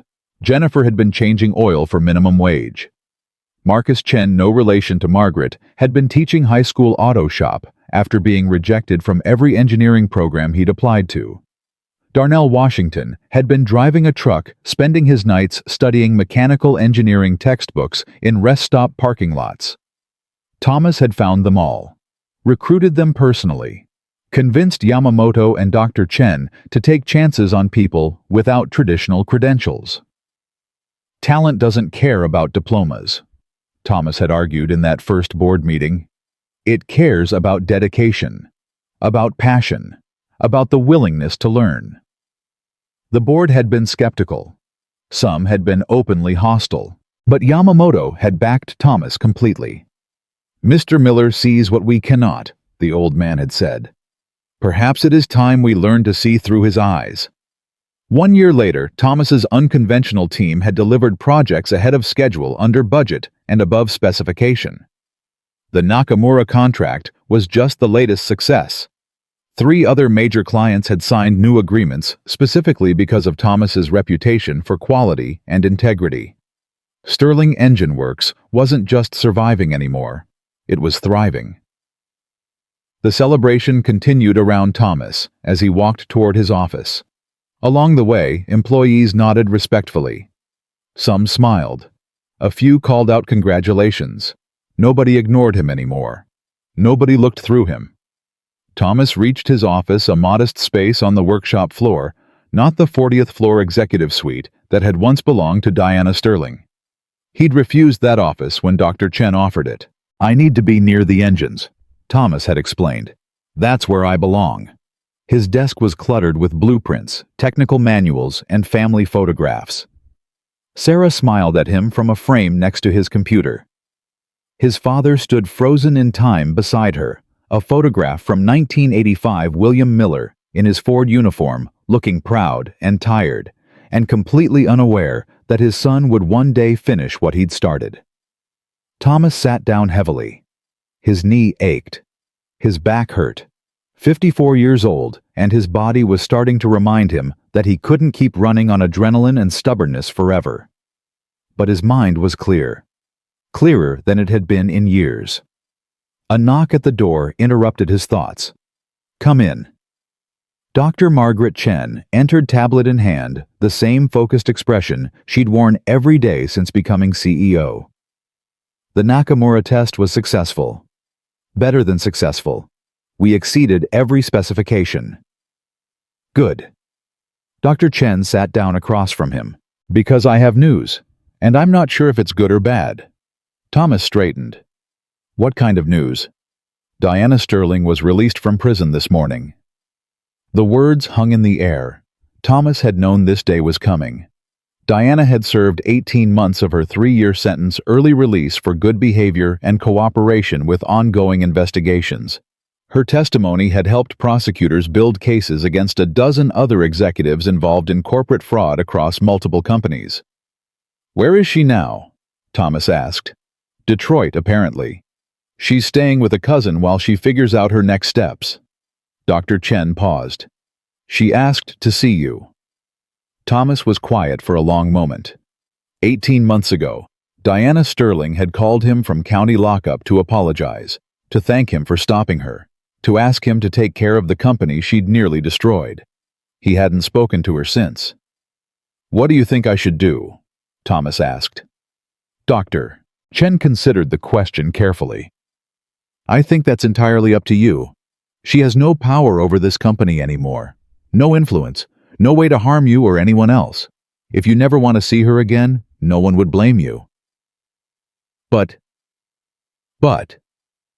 Dr. Chen set down her tablet. "You're not the kind of man who holds grudges. It's one of the things that makes you good at what you do. You see people as they could be, not as they've been. That's why you hired Jennifer Hayes from a gas station. That's why you gave Marcus Chen a chance after every engineering school rejected him." She met his eyes. "The question is whether Diana Sterling deserves that same generosity. Only you can answer that." Thomas looked at Sarah's photograph. His wife had believed in second chances. She'd believed that people could change, could grow, could become better than their worst moments. It was one of the many things he'd loved about her. But Sarah had also been realistic. She'd understood that forgiveness didn't mean forgetting. That offering someone a second chance didn't mean obligating yourself to accept whatever they did with it. "Tell her I'll meet her," Thomas said finally. "Tomorrow, somewhere public." Dr. Chen nodded and stood. "I'll make the arrangements." She paused at the door. "Thomas." "Yes. Whatever happens tomorrow, remember who you are. Not who you were, who you are now." She smiled slightly. "The man who hears engines speak. The man who sees talent in places others ignore. The man who built something remarkable from the ashes of someone else's failure." She left. Thomas sat alone with his thoughts, his aching body, and the weight of a decision he wasn't sure how to make. The coffee shop was busy with the morning rush. Thomas arrived early, claimed a table near the window, and watched people move through their ordinary lives. Mothers with strollers, Businessmen on phones. Teenagers laughing at something on their screens. None of them knew who he was. None of them cared. It was strangely comforting, this anonymity.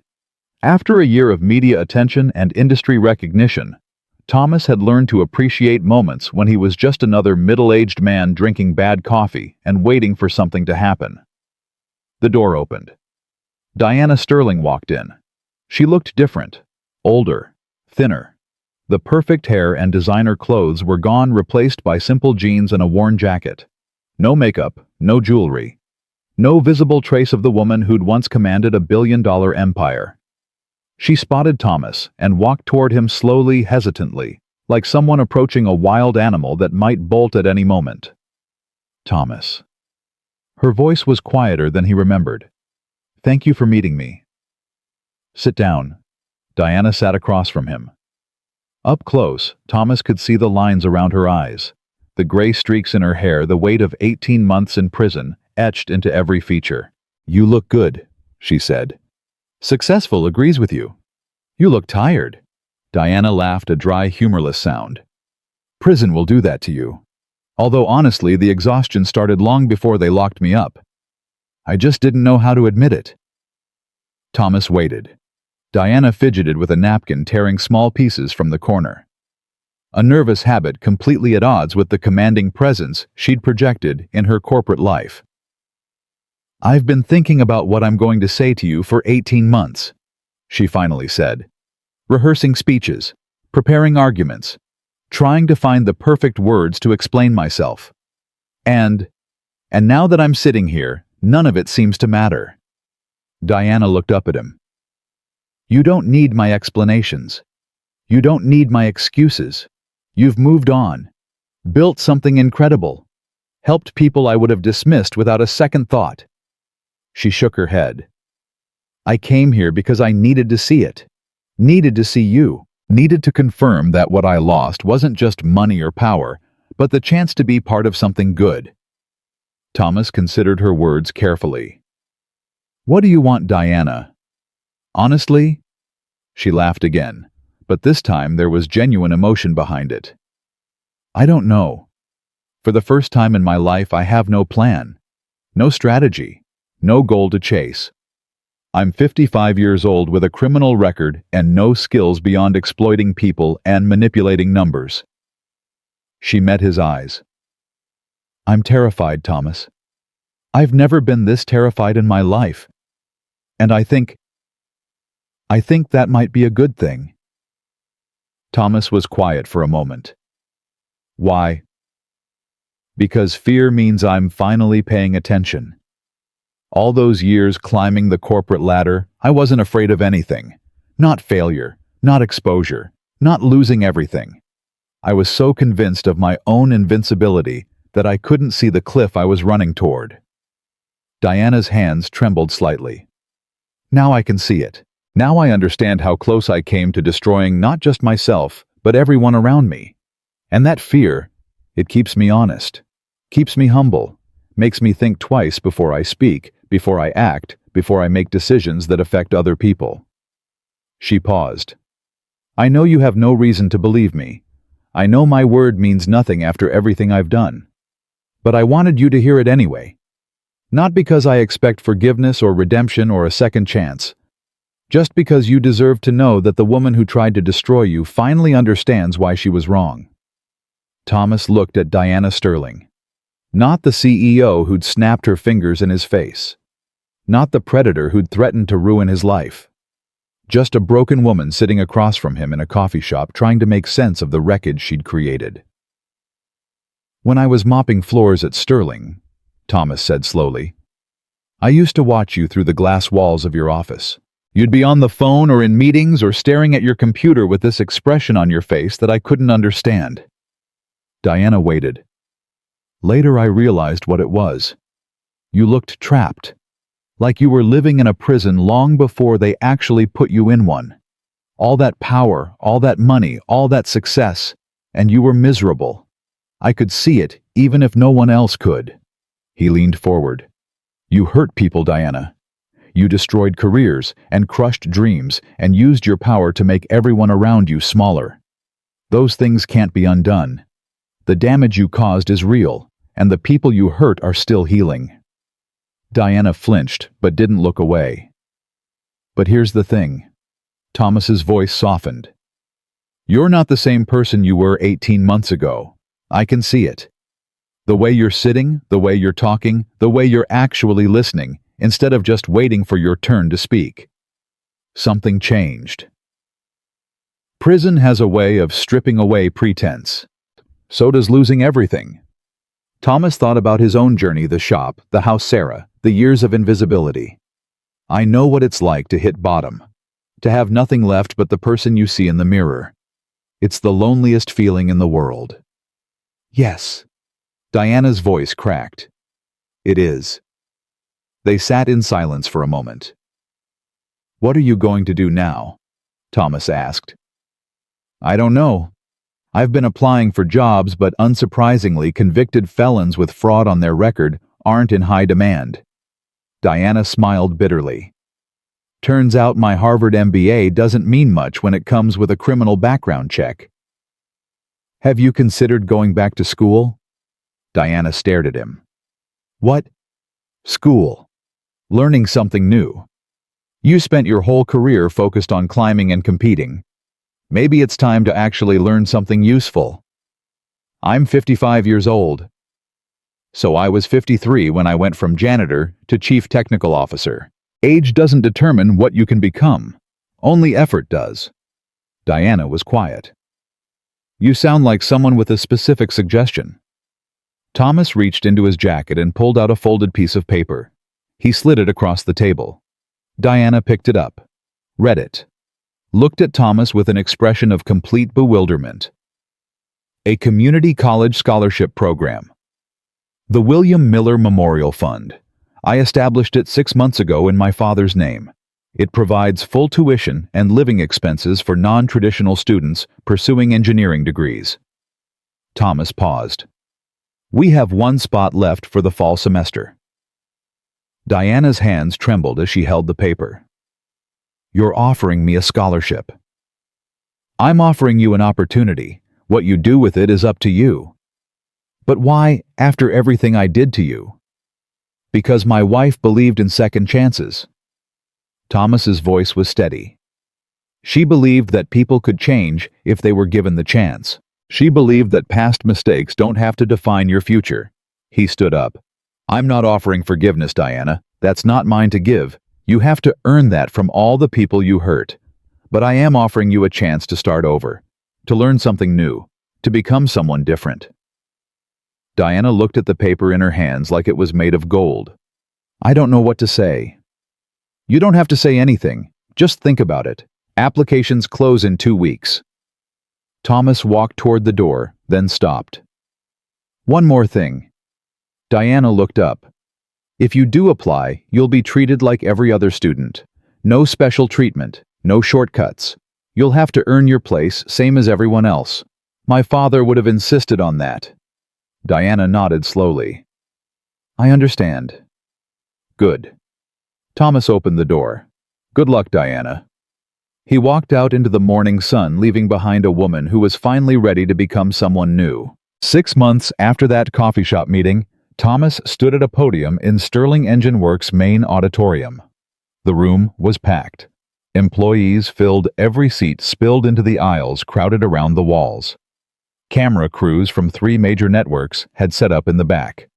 The governor sat in the front row next to Kenji Yamamoto and Dr. Margaret Chen. This was the moment Thomas had been building toward for 18 months. Good morning, everyone. His voice carried through the room, amplified by a microphone he still wasn't entirely comfortable using. 2 years ago, I stood in this room as a janitor. Most of you didn't know my name. Some of you walked past me every day for 3 years without ever seeing me. I was invisible, a ghost pushing a maintenance cart through hallways full of people who had better things to do than notice someone like me. Thomas paused. Today, I stand before you as Chief Technical Officer of a company that's transformed itself from the inside out. We've delivered 37 major projects ahead of schedule. We've created 400 new jobs. We've become the industry leader in advanced engine diagnostics and innovation. He looked around the room. But that's not what I'm here to talk about. I'm not here to celebrate numbers or profits or market share. I'm here to announce something bigger. Something that will change who we are as a company and what we stand for. Thomas gestured to Dr. Chen, who pressed a button on her tablet. Behind him, a screen illuminated with the words, "The William Miller Institute for Engineering Excellence." Starting today, Sterling Engine Works is establishing a new division dedicated to identifying and developing non-traditional engineering talent. We're committing $100 million over the next 5 years to scholarships, training programs, and apprenticeships for people who've been overlooked by the traditional education system. The room buzzed with surprised murmurs. This institute is named after my father, William Miller. He worked at Ford for 32 years. He could diagnose any engine problem by sound alone. He taught me everything I know about listening to machines and respecting their secrets. Thomas's voice thickened.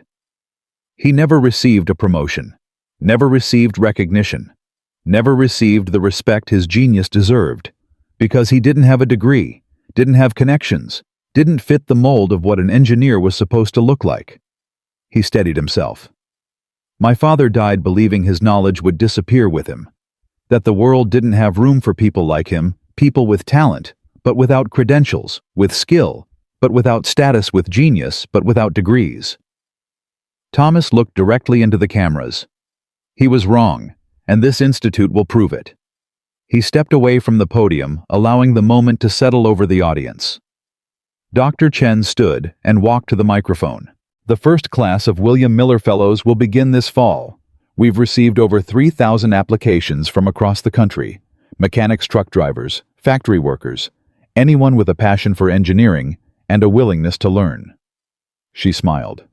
And I'm proud to announce that one of our fellows is someone with a rather unique background. The screen changed to show a photograph. Diana Sterling. The room erupted in shocked whispers. Thomas watched the reaction carefully. He'd known this would be controversial. The woman who'd nearly destroyed the company being offered a scholarship by the man she'd tried to destroy. But it was the right choice, not because Diana deserved redemption, because second chances were the foundation of everything Thomas had built. Dr. Chen raised her hand for quiet. Ms. Sterling applied like any other candidate. She went through the same evaluation process. She was judged by the same criteria, and she was selected because she demonstrated the same qualities we look for in all our fellows: humility, willingness to learn, and genuine commitment to becoming better than who she was. She looked at Thomas. Mr. Miller will now explain why we made this decision. Thomas returned to the podium.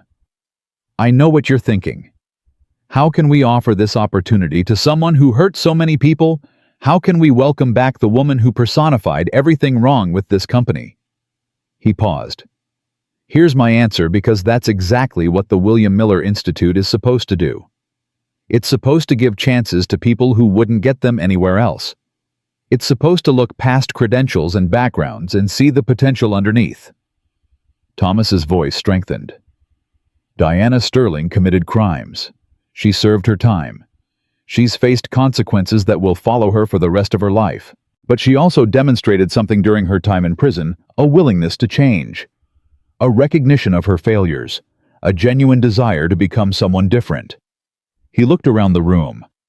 My father was judged by his background and dismissed despite his brilliance. Diana Sterling will be judged by her background and given a chance despite her failures. Both of them deserve better than being defined by their circumstances. Thomas stepped back. This institute isn't about rewarding good people or punishing bad ones. It's about recognizing that everyone has the potential to contribute something valuable.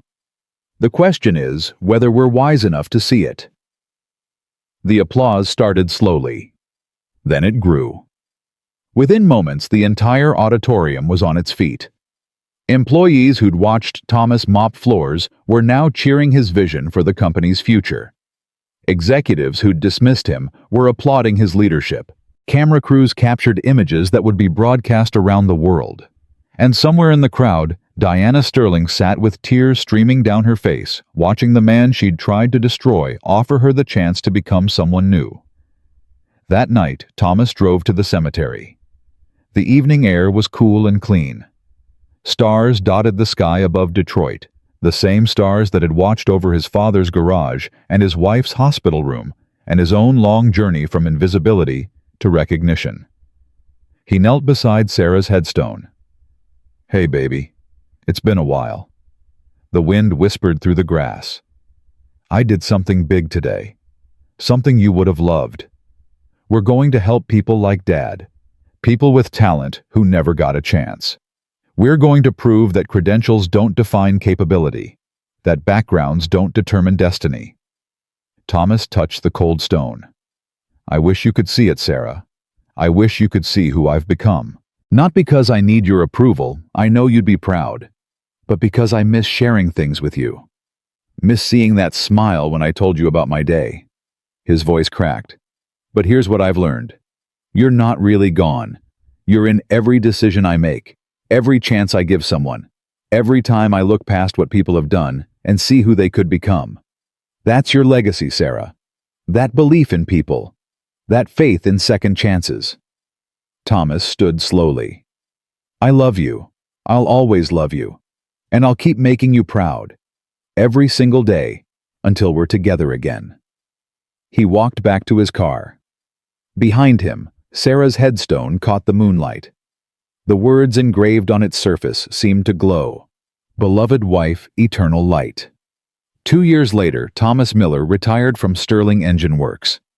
The announcement surprised everyone except those who knew him best. At 56, Thomas was at the height of his career, respected throughout the industry, wealthy beyond anything he'd imagined, positioned to lead the company for another decade or more. But Thomas knew it was time. "The Institute doesn't need me anymore," he told Dr. Chen on his last day. "It needs new voices, new perspectives, people who can take what I've built and make it something even better." "Where will you go?" Thomas smiled. "Detroit. There's a garage there that's been empty for a long time. I think it's time someone opened it up again." The William Miller Memorial Garage opened on a Saturday morning in September. It wasn't fancy. No chrome fixtures or marble floors. Just a simple workshop in a neighborhood that had seen better days, equipped with tools that Thomas had collected over a lifetime of working with engines. The sign above the door read, "Free engine diagnostics for anyone who needs it." By noon, a line stretched around the block. Single mothers with cars that wouldn't start. Elderly men with trucks that had served them for decades. Teenagers with first cars held together by hope and duct tape. People who couldn't afford mechanics and couldn't understand why their engines had stopped working. Thomas helped them all. He showed young people how to listen to their engines. He taught single parents basic maintenance that could save them hundreds in repair bills. He passed on his father's wisdom to anyone willing to learn. "Every engine has a heartbeat," he told them. "You just have to know how to listen." One afternoon, a young woman walked into the garage with an engine part in her hands and frustration on her face. "I can't figure out what's wrong with it," she said. "I've tried everything." Thomas took the part and examined it carefully.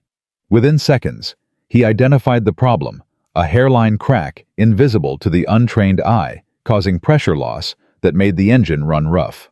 "See this?" He pointed to the crack. "That's your culprit. Easy fix if you know what you're looking for." The woman stared at him with amazement. "How did you find that so fast?" Thomas smiled. "My father taught me. A long time ago, in a garage a lot like this one.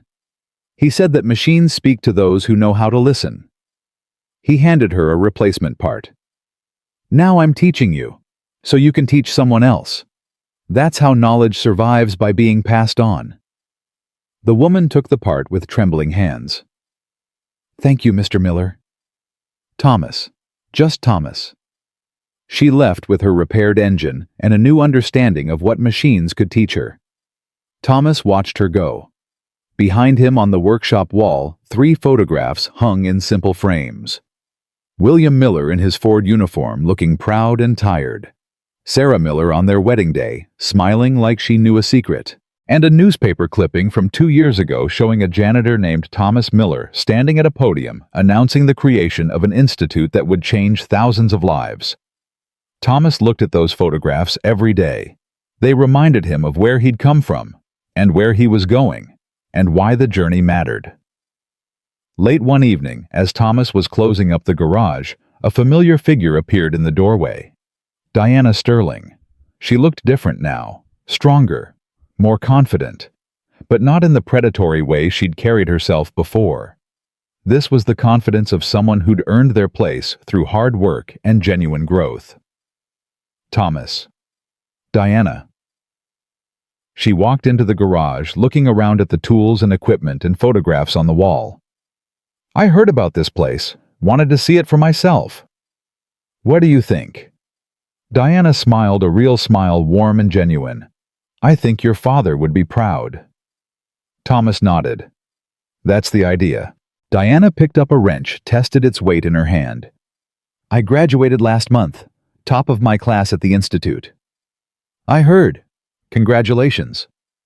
I got a job offer too, small company in Ohio.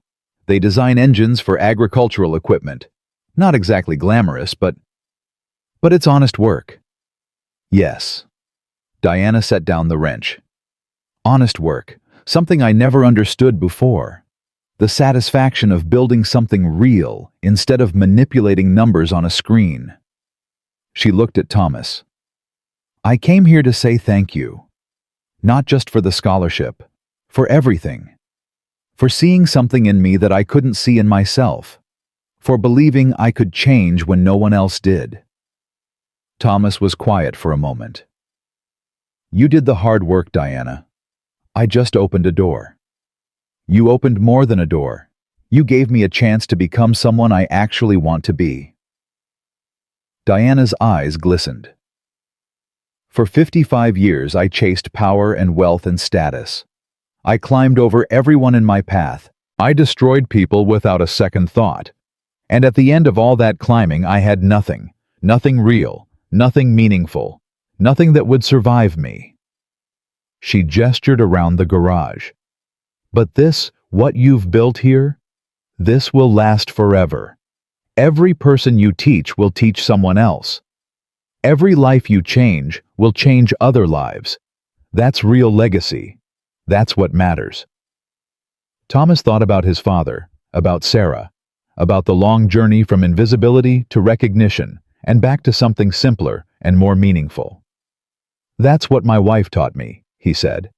That the measure of a life isn't what you accumulate, it's what you give away. Diana nodded. She sounds like she was an extraordinary woman. She was. They stood in comfortable silence for a moment. I should go, Diana said finally. Early flight tomorrow. New job, new city, new life. Good luck. Thank you. Diana extended her hand. For everything, Thomas. Truly. Thomas shook her hand. Take care of yourself, Diana, and remember what you learned. I will. She walked to the door, then stopped. Thomas. Yes. That night in the boardroom, when you fixed the engine and I tried to destroy you, I've thought about it 1,000 times. Wondered what would have happened if you'd just stayed invisible. If you'd kept your head down and let me win. Thomas considered the question. I'd still be mopping floors, and you'd still be heading toward that cliff you couldn't see. Diana nodded slowly. Then I'm glad you stood up, even if it cost me everything, because it taught me something I never would have learned any other way. What's that? Diana smiled. That some battles are worth fighting even when you lose. And some victories aren't victories at all. She walked out into the night. Thomas watched her go. Then he turned off the lights and locked the door. Outside, the stars burned bright above Detroit. The same stars that had watched over William Miller's garage decades ago. The same stars that would watch over Thomas's garage for years to come. And somewhere out there, beyond the lights of the city and the noise of the world, Sarah was smiling. Thomas walked to his car, got in, and drove toward home. He was 58 years old now. His knee still ached. His back still hurt. His body reminded him daily that time was not unlimited. But his heart was full. His legacy was secure. And his father's dream, the dream that talent would one day be recognized regardless of credentials, that genius would one day be valued, regardless of background, that the invisible people would one day be seen, was finally irrevocably, permanently real. Thomas Miller had started as a janitor. He'd become a leader. And now he was something even more important. He was a teacher. And that was the greatest victory of all. The end. But the legacy continues. In every garage where a father teaches a son about engines. In every classroom where a mentor sees potential in a student others have dismissed. In every workplace where someone chooses to lift others up instead of climbing over them. Thomas Miller's story isn't just one man's journey from invisibility to recognition. It's a reminder that talent exists everywhere, that second chances matter, that the measure of a person isn't how high they climb, but how many others they help along the way, and that every engine, like every human being, has a heartbeat. You just have to know how to listen.